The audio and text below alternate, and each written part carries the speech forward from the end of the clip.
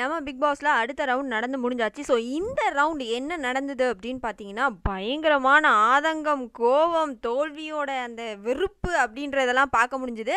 Of course வேற யாரும் இல்லைங்க. மணிக்கு ரொம்ப நேரமாக கழிச்சு ஒரு சான்ஸ் வந்து கிடச்சிருக்கு. மணி, விஷ்ணு அண்ட் பூர்ணிமா. ஸோ இவங்க 3 பேரும் போகும்போது என்ன ஆகுது அப்படின்னு பார்த்தீங்கன்னா, மணியும் விஷ்ணுவும் சேர்ந்து ஒரு இதை வந்து லாக் பண்ணி அடிக்கிறாங்க. அதாவது முதல்ல வந்து விஷ்ணுவுக்கு வந்து நம்மளோட நிக்சனோட முயலும் அதுக்கப்புறமா விசித்ராவோட முயலும் ஃப்ரீயாகவே கிடச்சாச்சு.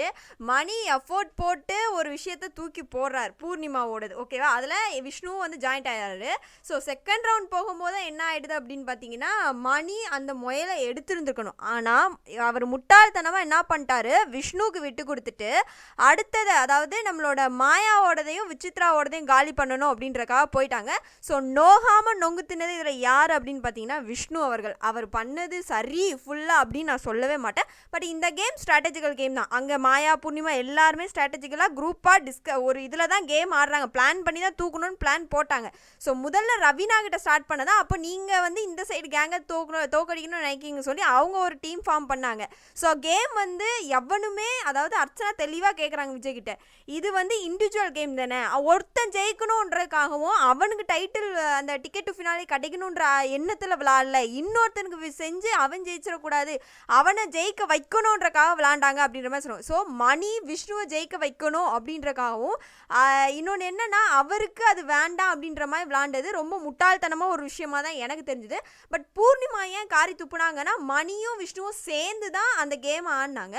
ஸோ மணி வந்து அதை எடுக்காமல் அடுத்த இடத்துக்கு போகும்போது விஷ்ணு போய் அதை எடுத்தாங்க. ஸோ மாயா வந்து ஓகே வெல் பிளேட் அப்படின்னு என்கரேஜ் பண்ணும்போது அந்த பக்கம் விஷ்ணு சிரிக்கும் போது இவங்க த்ரூ அப்படின்னு சொல்லி துப்பிட்டு போயிட்டாங்க அந்த இடத்துல. ஸோ செம்ம இதுவாக இருந்தது.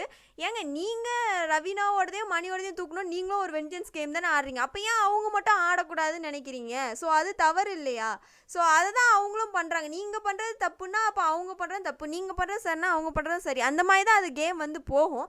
ஸோ அர்ச்சனா கேட்டது உண்மையான ஒரு கேள்வியாக எனக்கு அக்செப்டபுளாக இருந்தது. அவன் வின் பண்ண பாருங்கடா, ஏன்டா இன்னொன்று பண்ணுறீங்க அப்படின்ற மாதிரி இருக்குது.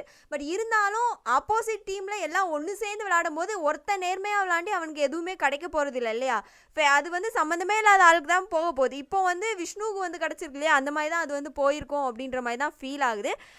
ஸோ விஷ்ணுக்கு இப்போதைக்கே ஒரு 3 முயல் கிடச்சாச்சு. இப்போ அடுத்த ரவுண்ட் ஆரம்பிக்க போகுது. மாயா, மணி அண்ட் விஷ்ணு 3 பேர் இருக்காங்க. ஸோ இதில் எப்படியும் இன்னொரு முயல் கிடைக்க போது, அதில் மாயா அவுட் ஆகிடுவாங்க. ஸோ பேலன்ஸ் இருக்கிறது விஷ்ணுக்கு தான் 4வது முயலும், அடுத்தது 5வது முயலும் அவருக்கு தான் போக போகுது. ஸோ நோகாமல் மணியை வச்சு ஈஸியாக கேம் ஆடிட்டாரு அப்படின்றத என்னால் அந்த இடத்துல பார்க்கும்போது இது ஃபேரான ஒரு கேமாக எனக்கு தெரியல. ஸோ இதை எப்போ தான் இவங்க மாற்றிக்க போகிறாங்க அப்படின்ற மாதிரி தான் அது வந்து ஃபீல் ஆகுதே தவிர, ஸோ இது வந்து சூப்பர் அப்படின்னு என்கரேஜ் பண்ணுற மாதிரியான ஒரு விஷயமா எனக்கு தெரியல. பட் பூர்ணிமா காரி துப்புன இந்த மொமெண்ட்டை பற்றி நீங்கள் என்ன நினைக்கிறீங்க அப்படின்றத மறக்காமல் கமெண்ட்டில் பதிவு பண்ணிவிடுங்க.